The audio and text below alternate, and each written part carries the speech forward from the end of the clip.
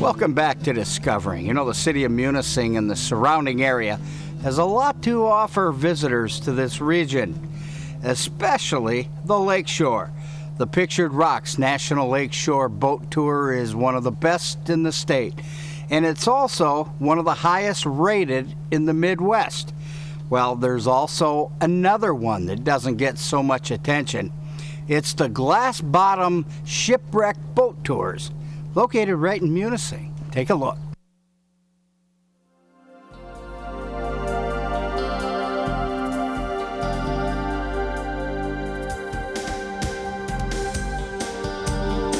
We have about a 20-minute ride over to our first shipwreck site. You guys can sit back and relax for a little while. We have about 10 minutes before we get closer to Grand Island. My name's Captain Kate. I'm going to be up here spinning the wheel, taking us around the area. Again, welcome aboard. The Glass Bottom Shipwreck Tour is a popular attraction in Munising. Scuba divers have been coming here for decades to explore these wrecks, some that are shallow and visible. Well, the most popular are the Smithmore, the Bermuda, and the Selvig, a tugboat put to the bottom in 1996 as a dive attraction. Easy going!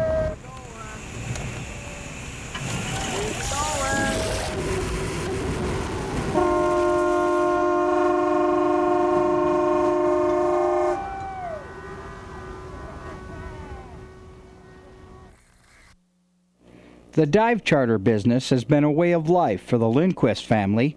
Pete, his son Joe, and daughter Kate are all licensed captains, and it's the younger Lindquists that keep the Glass Bottom Tour afloat, with 2 boats operating daily during the summer. My dad's been taking people fishing and scuba diving since 1978, probably. My brother and I grew up on boats. And so we've been out here doing this forever and a day, pretty much. When you take out school kids, do they kind of look up to you and say, "Hey, you know, I'm a lady. I can do this too"? I think so. I've had a few little girls take their pictures with me. I've signed their photo albums as like an autograph book. That's real flattering. I like that. Constructed in Oswego, New York, back in 1860. The majority of the wood used to construct this vessel was white oak. Total cost, $9,500. The cargo, 488 tons of high-grade iron ore, was worth $13,500 at the time the ship went down. Cargo was worth more than the vessel. Captain Kate and crew member Esley Matson tell a story of the 3 major sites they visit. Now, the most popular is the first one, the Bermuda, which sits in shallow water in Murray's Bay. Now, the schooner is fully intact, and it shows up brilliantly through the glass bottom of the cruise boat. The small hatch right there, a primitive ladder went down to the bottom of the vessel. Halfway down the ladder, you entered the cabin area. I think for a tourist to come to Munising, they could spend a good 5 days here and do something completely different every single day. Yeah, that's neat. And to find these tours, it's pretty easy. You're right in the what we used to call the old Browns edition, and you're visible. Yeah, we're right off of M28, heading west towards Marquette. Well, tell people what they would they find on a trip like this. Well, it consists of 3 shipwrecks. They all went down turn of the century. The first one went down in 1870. Second one right before the Great Depression, 1929.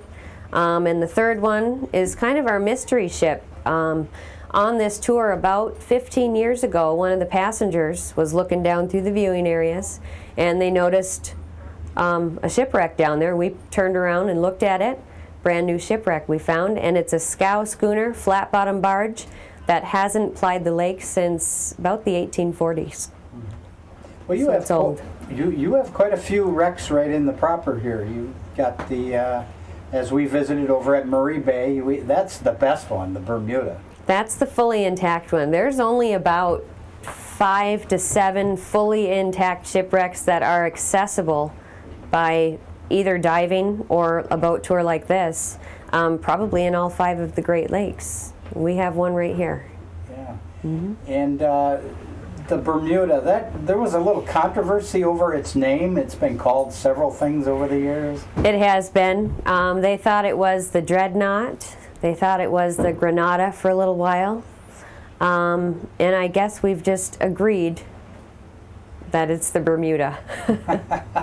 Well, that's neat. through process of elimination. Now, folks get to come and they go around the viewing area, and they get to see down, and that's pretty neat. Oh yeah, kids love it, adults love it, everybody loves it. It's a lot of fun. It's something you don't see. In July 1st through Labor Day weekend, 4 trips a day, 10, 12:30, 1 o'clock, and 4 o'clock.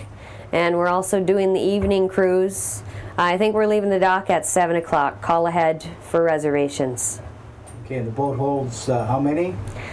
We can take up to, this boat takes 72. Our other boat takes 90 at one time. So if someone wanted some business in town had a bunch of people coming, they could call ahead and get a special ride? That would be great, yeah. They can definitely do that. We do special evening cruises. On the 3rd of July, we have a couple of class reunions. We've done anniversary parties, wedding parties. We'll take them out for a little scenic cruise around Munising Bay on their special day as well. Well, folks, you don't need scuba gear to see a few of Munising's shipwrecks. And by the way, I mentioned the Selvik. That tug is too deep for the glass bottom tour, but between the scenery of Grand Island and the wrecks that are shallow, the ride is well worth it. Well, stay tuned. Up next, we're going to take a look at goose banding in the central UP.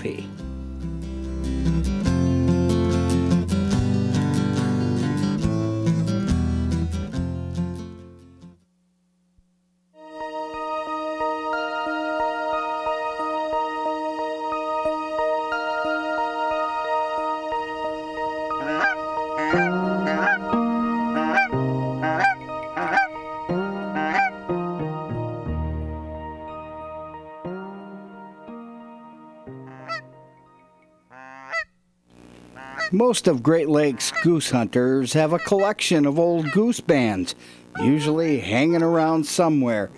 And if you have ever wondered how the banding takes place, well, here's an inside look down at the head of Little Bay de Noc. Sneak out onto the dock, and then you go right to the edge of the dock, if we need to. You're fine, you're fine.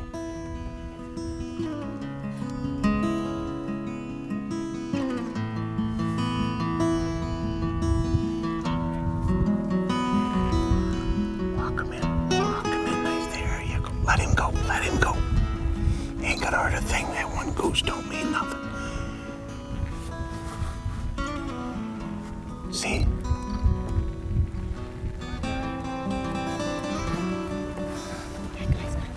Get ready, get ready.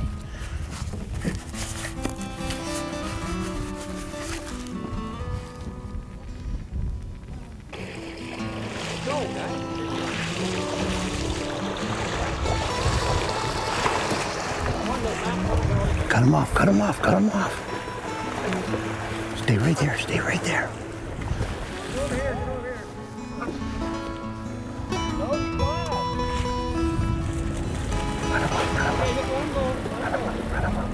Okay, now they're on shore.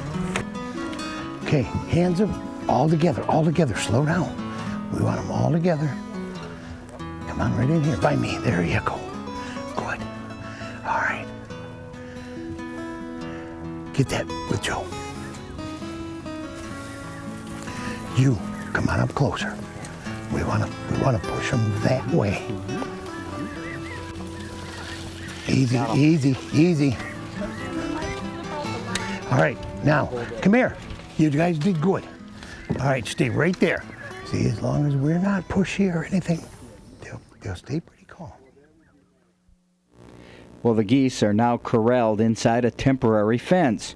The next step is to let them settle down before handling. Wildlife technician Kurt Hogue works well with the public, especially the kids, giving them directions on the easiest way to handle the birds. All right. Take him. Hook him right up. There you go. Good boy. Okay. Okay. Now, get him wrapped. There you go. Get him wrapped right around you. Bear hug, there you go. Can you do me a favor? Can you take this one down to the water? Here, I'll give it to you. Hold him right there. Hold both feet. Hold him close to your body. Just walk him down, turn him loose. Set him down on the ground, turn him loose, please. The last 2 digits. 6'4".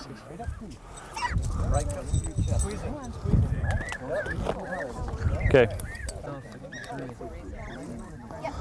We'll process all these little ones first real quick to get them out of the way, because the concern is that they're on the bottom of the pile and then get trampled.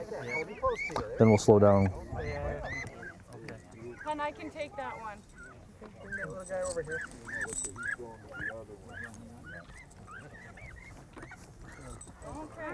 There. There. And their heart's going 90 miles a minute. Why is he so much darker than the others? Hereditary, probably. What'll happen is he'll lighten up as he starts to get older. He'll lighten up and become the same color. When they're young like this, a lot of times they'll be darker. Okay. Now, there you go. Got it.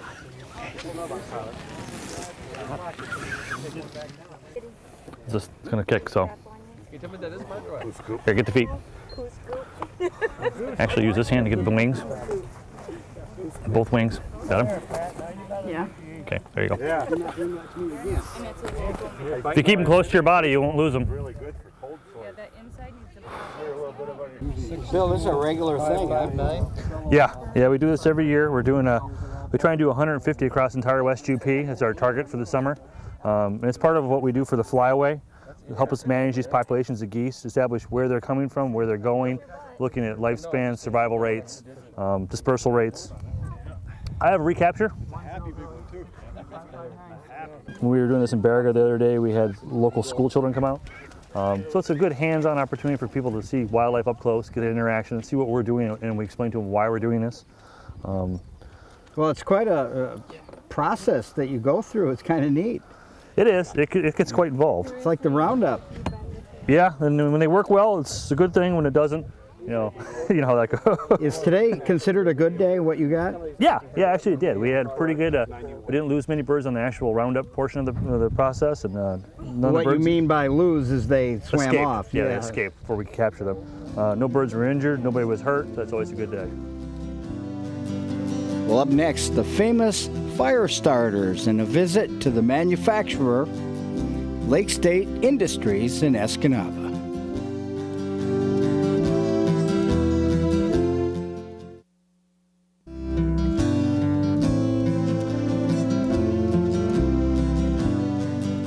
Welcome back to Discovering. Well, with autumn here and those cool nights, it feels good to have a fire in your wood stove or have a bonfire around camp. Well, there's a company down in Delta County by the name of Lake State Industries, and one of their premier products is the Uper Fire Starter. Now, here's one of the Uper Fire Starters. Doesn't look like much, does it? And we'll show you how they're made in a moment.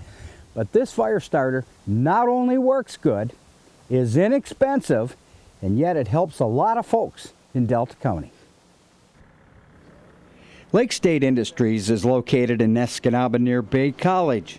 The nonprofit company is actually a lot of little businesses under one roof, and Cheryl Oman is their executive director. It's called Lake State Industries. It's a company that helps people with barriers to employment. And you guys really do some fine work here. I agree. We not only do the fire starters, but we produce a semi-load of pallet stock every single day, where we do the furniture that we sell out of the rustic room, as well as to all the outdoor federations throughout the country. And we also have a janitorial service that we offer in the community.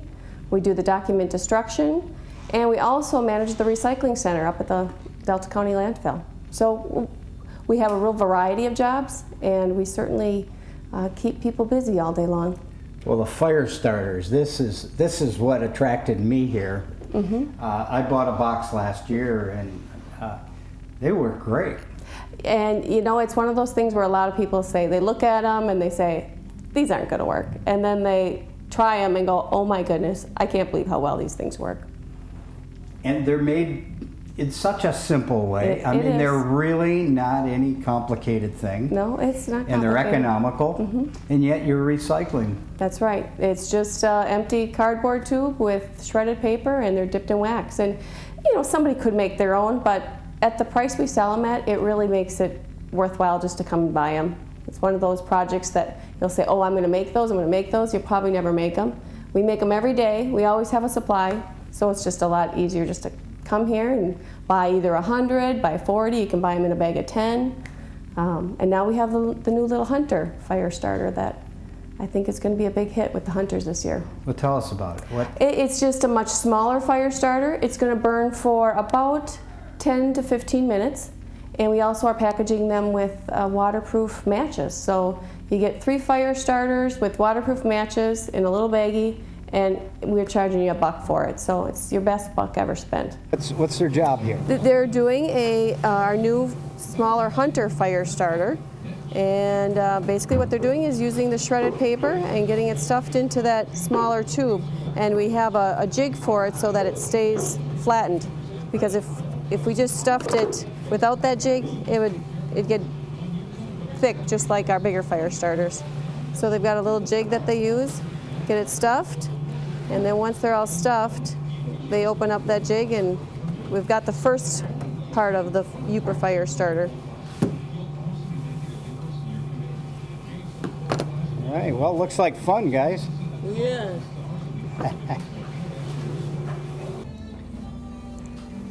Okay, this is the process we're using right now to dip the fire starters in the wax, which is what makes them light easy, as well as burn a lot longer than if it was just the paper. So Dan's got one in the wax and one taking out, and we lay them on basically cookie sheets, drying cooling racks until they are hardened, and then we package them. Well, finally tonight, the Brule River chapter of the National Wild Turkey Federation will hold their second annual fundraising banquet Saturday, August 20th at Gina Marie's Restaurant on Old 69 in Spread Eagle, Wisconsin. There are lots of prizes, raffles, and more. Now, this chapter is only in their second year, and they could really use your help. For more information, call Keith at 367-2401. We'll see you next week.